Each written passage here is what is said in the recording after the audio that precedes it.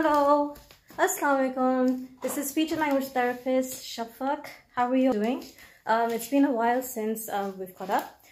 I was just headed out, but I thought I'd do one live stream, catch up with you all, discuss a topic which is quite important. So last week I think I did do a live stream on Facebook about stammering and stuttering. And this week I wanted to talk to you about a very, very, very important topic which affects a lot of us, because we either know someone who's suffered from this incident, or we know someone who in our family who's been affected. I'm talking about stroke.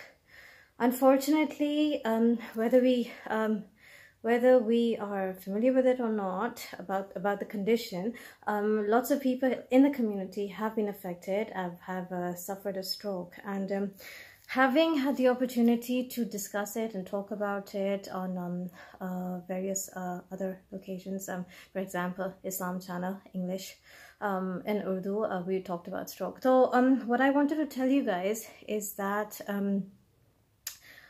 when a person, basically, let's start with basic anatomy. What's the most important part of your body which controls and regulates your body functions? Is your brain, right?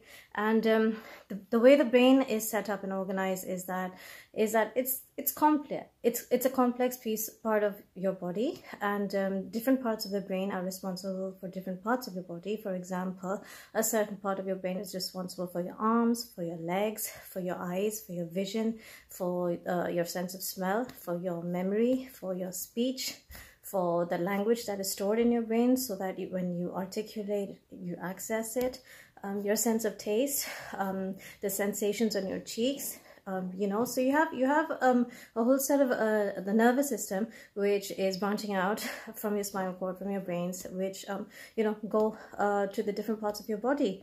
And what happens in a stroke is that there's a bleeding which occurs in your brain, which basically means that a part of your brain is damaged. The damaged cells affect the part of the body that your nerves are going to. So basically, the most important thing that you need to be aware of is one of the mnemonics that we've come up with is FAST here in the UK. FAST is F-A-S-T. In a stroke, the first symptom that the first sign that you can tell that a person is having a stroke is by seeing their face. One side of their face will droop, okay? A is for arm. The person will not be able to raise their arms, right?